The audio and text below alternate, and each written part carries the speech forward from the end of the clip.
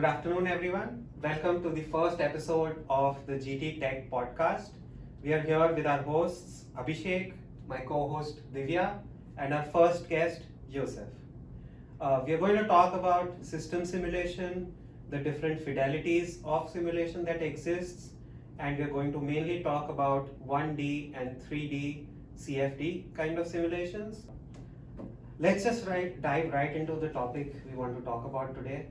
Since a lot of our viewers might not be familiar with system modeling or system simulation, let's just start by getting everyone's perspectives on what you think system modeling means and where it can be used.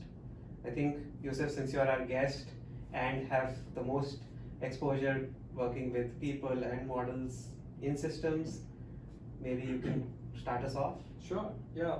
So before joining GT, as I said, most of the work that I had done through my education was focusing on 3D CFD. And 3D CFD is a great tool when you want to deep dive into physical phenomena and enhance your understanding of what's going on. But then practically, when you want to develop a product, you may not afford to do 3D CFD all the time because it's computationally expensive. More importantly, whenever we do CFD, we impose some boundary conditions. So let's say this is my temperature at the surface, or this is the heat flux, etc. And you kind of most of the time assume that those are given. But the fact is, when you want to design a product, the product is a system. So, and the components of this system interact with each other. So let's say if I change something on this subsystem, it will change how it interacts with the other subsystem. So I cannot just impose a fixed boundary condition. I need to understand what's the interaction of this. And for many simple like engineering problems, engineers have good intuition of what's going on. For example, you can say, okay, if I increase the heat transfer, this will happen. If I increase the flow rate, that will happen.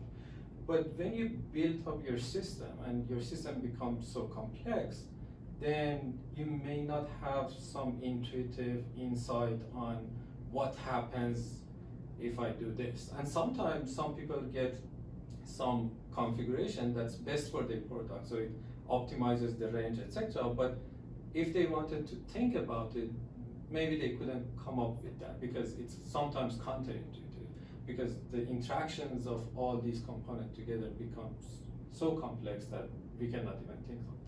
So in that sense, having a multi-physics tool to simulate that would be a game changer, because you can, and if it's fast, and if it's reliable, and if it's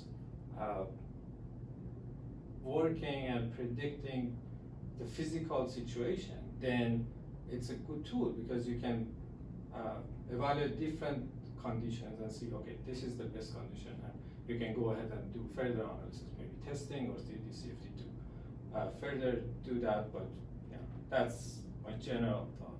So, if I would try to summarize this, it's quantifying intuition or counter-intuition in system response or behavior, probably. Maybe for our audience, would you be willing to talk about a case that you have encountered where system modeling was useful, like a specific application? Maybe you mentioned you work on HVAC and refrigeration.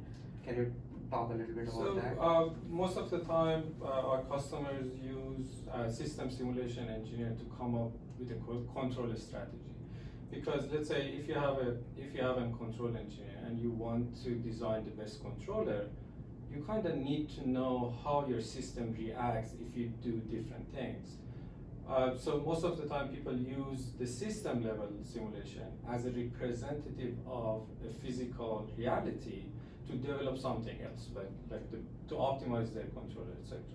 So that's one of the main usage that people do. Also, for example, they use the system simulation to, let's say, increase the range of the vehicle. For example, nowadays with all the electrification and the new trend, and car companies trying to increase the range because that benefits their customers, that that's energy efficient, etc.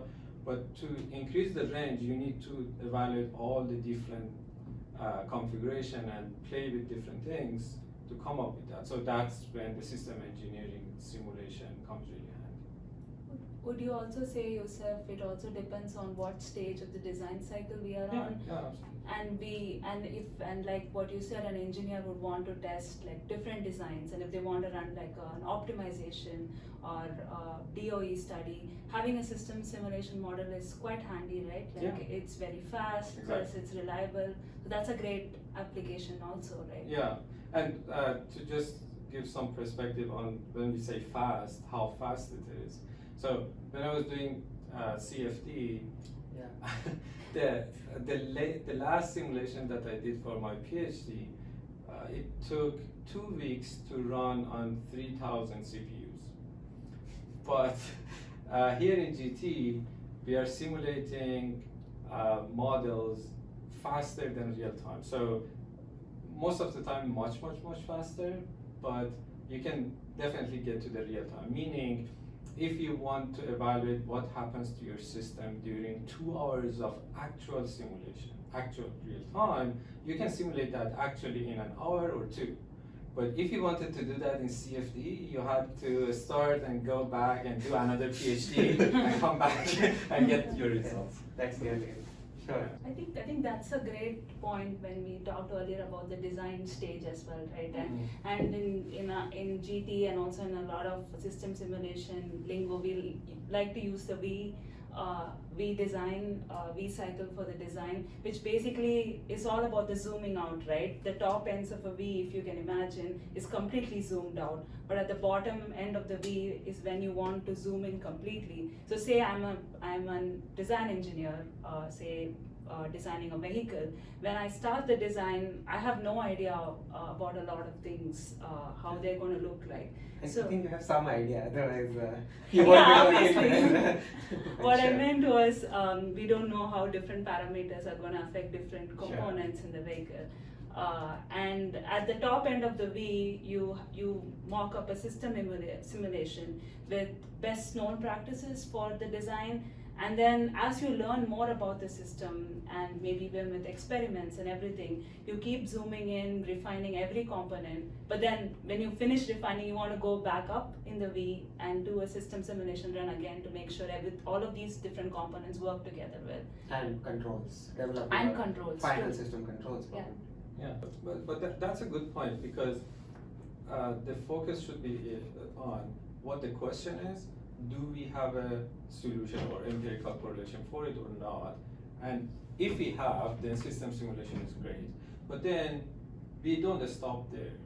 We say, okay, for the cases that, let's say, if you have a specific geometry that those scientists in the last 100 years, they didn't have this specific geometry that you have in your system, right? So maybe you don't know what the pressure drop is. Maybe you cannot come up with the best equation to represent your pressure drop. So then we say, okay, only for that part, let's do some CFD to characterize it. And then use that characterization and put it back in your system model. Now, you took the advantage of a detailed tool, which is CFD, which is great because you can accurately predict something that you didn't have any idea based on your prior knowledge and the literature that what the pressure drop would be, what the heat transfer would be. Now you did it in CFD, you characterize it, so you know how it works. You built your own empirical correlation, and then you plug it into your system simulation engine, and then you say, okay, now what? If I change the heat exchanger, now you have a good representation of your system. So this is, we call it a multi-scale and multi-scale simulation. The other point is, in GT particularly, we are famous for doing 1D, but we are actually not necessarily 1D, especially in your field. Thermal simulation, we have had thermal finite elements for many years, I don't know, 20 years or so. So it's a multi-scale simulation. We do lots of 1D, we do lots of 3D. And Where needed. Multi-physics, I think. Multi-physics, yeah. Thermal, flow, mechanics, Yes. controls, everything, right? Yeah, Reactions. Yeah. battery thermal runaway. Yeah, electrification, motors. Chemistry, yeah. Since we've been talking about multi-scale, I guess I'm thinking, what if you could do 1D, 3D together? Would that Yeah. would that be a good solution in a lot of cases? Yeah, so we have it, but the point is, the question is how can we get the best of two worlds? So one way is, as I described, we can say, okay, we don't know something, we do CFD, we use that information in the 1D system simulation, and that's good. But there are some other cases where not only you are interested to characterize something in like a steady state fashion, you may want to see what's the transient behavior of the system on that particular component, right? Then you can do co-simulation.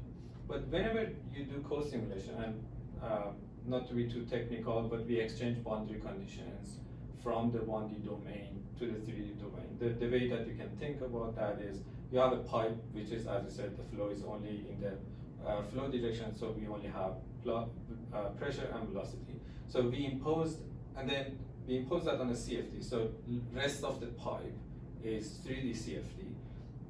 And then eventually, again, that 3D CFD at the outlet will be connected to another pipe in 1D. And we exchange boundary condition between these domains to perform the simulation. But again, 1D simulation is fast, 3D simulation is slow. So the bottleneck of the simulation time will be determined by the 3D CFD. So you can get more accurate, but we have users that take advantage of this. Why?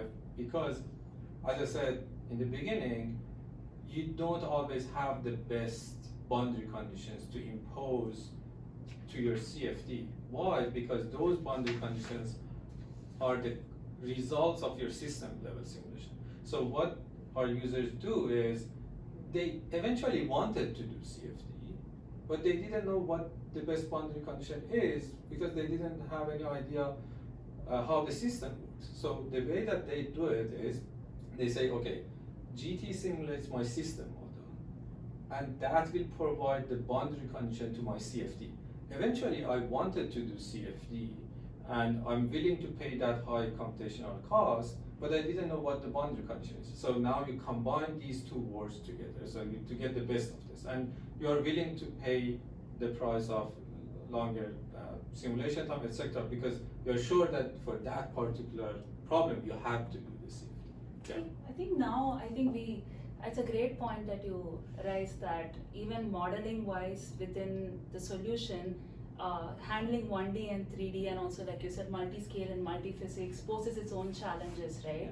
I think and as developers maybe Abhishek might also like to add that the fact that we are solving different domains and we have the capability to do that in our GT solver poses its own challenges in terms of what time stepping do I use, but then as you and I also a little bit more on experience and expertise we figure out, and we have many tools within our solver to figure that out too. Do you want to add especially in the two-phase application you want to add, because I know that's a big challenge in that application. I mean, we can have a separate episode for that, but I think the main things we worry about are stability and convergence, so that you get the same solution every time and you get it fast without failures in between. We've worked on it for a lot of time, 2 decades I think, and we're reasonably confident in our results. It's a point of pride also in a lot of times. But I think when it comes to 1D, stability and convergence is one of the biggest things that we look at over and above physics. I mean, equally important as physics. I wouldn't say it's above physics, but equally important as the physics. And it's a way for us to merge all these disparate timescales, physics and operations like controls together and give you a solution that as an engineer you can really get your hands into. I think Divya, you had said that this might actually be a real-world tool for some applications, um, maybe something that we watch. Can you talk a little bit more about that, or yeah? That's Abhishek cueing something that we had discussed before and leaving clues in. But yeah, like the 1D, 3D applications, that I think Yousef already mentioned quite a bit in the beginning. But I think Abhishek was probably thinking of a sort of a cooler one which is known to a lot of people, which is F1. And I'm sure a lot of our listeners and us are like Formula One fans. And I think as entertaining as a sport is, it's also a lot of engineering.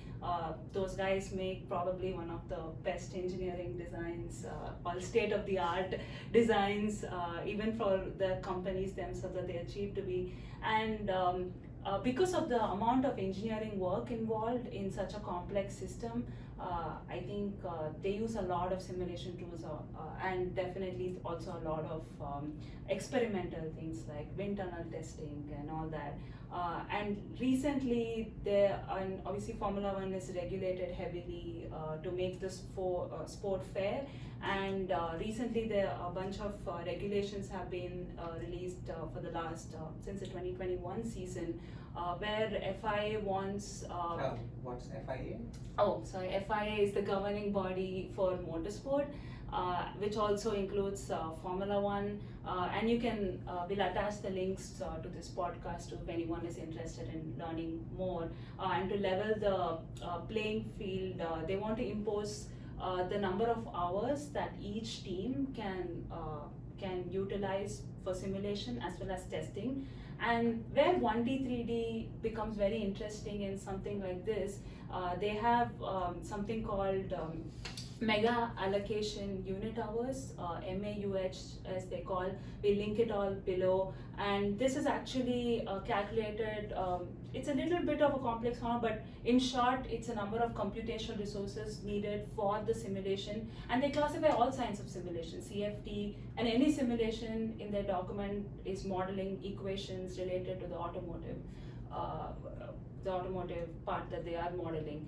And since there's a limit on this very number of hours that Yousef and Abhishek have been mentioning earlier, 1D really helps with the speed, and they can extract a lot more. And when they do 1D and 3D together for different parts, that obviously helps in the limit that they have imposed on this mega allocation unit hours. And it's different for different teams where they finish, which also gives the lower ranking team more chances to win. But this could be a great example of 1D, 3D and engine simulation, thermal management. It's a good point, because previously we were saying that you cannot afford doing 3D CFD all the time. But this one says if you have all the money in the world, F1, you're rich. You're willing to pay and you have the resources to use, but you're limited to certain number of computational hours. So you need to optimize how you use it. And I think your argument is, if they can manage to do more in 1D, they get most out of it. Wherever it's needed, like you mentioned. Whatever questions they want to answer, I think is how you. And it's at least I'm very proud that we have that we've been trusted by F1 teams to use our tools actually in their simulation. For many different applications, right? Within not just this, Even before this, but it's sure. Even when there was no limit on competition. Yeah, exactly. Right, when there was all the money available, it's still system simulation makes sense because one aspect is money. So let's say if I have the most advanced high performance computing on the planet, still it takes time. Right? Yeah. So and time is money. So if you convert time to money, sometimes it's really not practical to do system simulation in CFD. And that's actually how goes back to how simulation was born itself, right? People were doing a lot of trial and error experiments and things like that. So that was costing them a lot of time and money in spending the parts as well as time. Yeah. So I think that as we evolve, I think this is like a good, a good step forward for engineering design in general. Hopefully, when computer scientists or hardware engineers in maybe in 20 years come up with like it's some CPUs that are 1,000 times faster, then we can solve Navier-Stokes for everything. Maybe I ChatGPT mean, we also saw Navier-Stokes. No. I mean high fidelity resolution. We have 3D high PC. fidelity. That's a separate debate to Yeah. have. What's the difference between fidelity and accuracy? That's a good topic For some other episode, yes. Yeah. You know, F1 is not the only place that I have seen this limit on computational time. Are you guys aware? There's a very prestigious boat race that happens every year called the America's Cup, and those are some of the most engineered boats available in the world. And sometimes the spend is as much as a Formula One car. Maybe it's millions, I think, right? millions and Yeah. millions, and even there they have some limit on the computational time now, and every percentage decrease you can get for drag or something, you are increasing your chances of winning that race. So 1D 3D might be something that works there as well. But that's Yeah. actually good news Yeah. because it seems that we as a humanity breached the gap of like computational resources now that we have to cap it for some engineering purposes. Okay, that's Right. interesting. Yeah, actually that's a good point because both in the America's Cup and Formula One, each microsecond actually costs them Yeah. a lot of winning points and Championships. Yeah, exactly. Championships are made of microseconds. Yeah, and to improve on microseconds, you actually improve your chances with virtual environments Yeah. like this. You can Yeah. keep going at it until you get a good optimized design. Yeah, but nothing can replace the ability to simulate your system unless you test it. And as you said, testing is so expensive. So we for a fact know that testing for some specific applications may cost like in orders of tens of millions of dollars to build the equipment and put the instrumentation and test it. So if you have a cheaper, faster, reliable solution, why not? Thanks, Yousef. That does sound, I think, the ideal scenario. Let's see. Maybe we've talked about 1D, 3D. We've discussed what 1D, 3D means, where it can be used. Maybe for the last part of the podcast to end it, we can actually show our users something. So yeah, I prepared. I'm just going to just show our website. If you go to our website, you can find this example model, and this is one of the good example models where you can see how these two different boards are brought together to get the advantage of both. So here we have an engine that it's been simulated in GT, and GT is proud to be the best solution on the market for the fast engine simulation and accurate simulations. So in some cases you would need to know the details of some quantities in the intake manifold, and sometimes 1D solution may not give you amount of resolutions that you need for this type of prediction. So what some of our users do is they replace the intake manifold, they simulate that in 3D CFD, and then they do the rest of simulation in 1D. So these parts that you see as the pipes, the engines are represented with these icons. These are all GT simulation. So this is a system simulation. And then in this case, most of the details are in this, we call it sub-assembly. So in detail, you just see a logo of it, but in the background, it has the CFD part in it, etc. And we are using, in this example model, the built-in CFD in GT, which is called GT Converge. So you don't deal with another CFD tool, even you just set up this in GT, and when you perform the simulation, you see that there are lots of arrows going in and coming out. So these are the interactions between these two boards. So when you know what the pressure and velocity here, you impose it here at this boundary condition, same here, and then at the outlet, you impose the mass flow rate back to your 1D simulation. Does this actually? Yeah. I think Oh.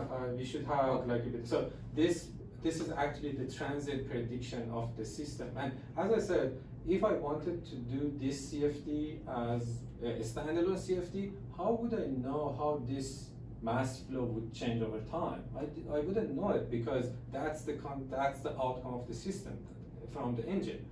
But now I know it, I just impose it, same here, and then we impose the consequent mass flow rate at the outlet here. And we have other examples. For example, for the conjugate heat transfer, we can simulate, this is the best example for multi-scale multi-physics. Okay. Because these cubes are actually batteries. So Autoline 3D, which, yeah, we have it right here. behind Autoline, you. yeah. So this actually simulates the electrochemistry within the battery and predicts the heat rate. And that heat rate, let's say we want to cool the battery pack. So we have airflow from left to right. And then this battery pack has a casing. You may notice that I cut that so that I can see the inside of the battery pack. So this is like a thermal finite element, your expertise. That's 3D. Autoline 3D is a 3D representation of the battery and predicts the heat rate for us. And then 3D CFD. So you can combine all of these in one simulation. And different design parameters like materials Exactly. and sizes, Yeah, like yeah, so yeah. many things you can Yeah. play with. yeah, exactly. And again, that's one of the good examples of the boundary condition concept that I said, because I could say that I have some batteries generating this amount of heat. Right? Sure. But if I change the acceleration rate of the vehicle, would the heat rate of the battery change? Of course. I mean, I would expect it. Yeah. But how much? But how much? Yeah. Yeah, exactly. These are all the questions that it's hard to quantify. So having a system that works together, multi-physics, helps you to evaluate that. You can just plug this into your system model, have a driving behavior, drive cycle, and then you see, okay, how does this behave in that direction? And we have different examples, like this That is looks for cool. this is for our cabin comfort simulation, where again we combine the best of two worlds, but we have some proprietary solution that makes it fast. So you can predict the detailed temperature within the cabin, and we have customers that have done that with accuracy of like 2 to 3 degrees C locally. Oh wow. With the simulation speed of being able to simulate your cabin comfort simulation in real time. So 1 That's hours of interesting. actual time in 1 hour, only on one CPU. Oh wow. That's amazing. So that should be the poster child for system simulation. So yeah, so and again, I kind of vaguely compared the simulation speed of CFD and the system level simulation speed. But this one I can actually point to the fact that if you wanted to do a similar full CFD simulation, transient for 1 hour, this is coming, I know this for a fact, that a particular cabin takes 1 hour to simulate in CFD, but using 120 CPUs. Oh, okay. Okay, so in GT, you can do that with one CPU, in 1 hour. So what does it unlock? You can try 120 different configurations if you have 120 CPUs in 1 hour. At the same time too, Yeah. you know, if you're using all of Yeah, them. but if you wanted to do CFD, you had to use 120 CPUs for That's 120 hours to get to the same results. And most importantly, reliably and accurately Yes. too, like what you Now, mentioned. with what it. if you want to try 1,000 different configurations? 120 hours is reasonable, right? Yeah. What if 1,000 configurations? What if you want to explore DOE, as you mentioned in the beginning? What's DOE? So it's design of experiment, but in a simple term, you have bunch of different parameters. You know a range that those parameters can change. But if you want to try all of them, let's say I have 10 parameters and I have 10 value for each of these parameters. So how many design points do I get? 1,000. 10 to the power of 10, Oh, sorry. Yes. right? Yeah. So that's a lot.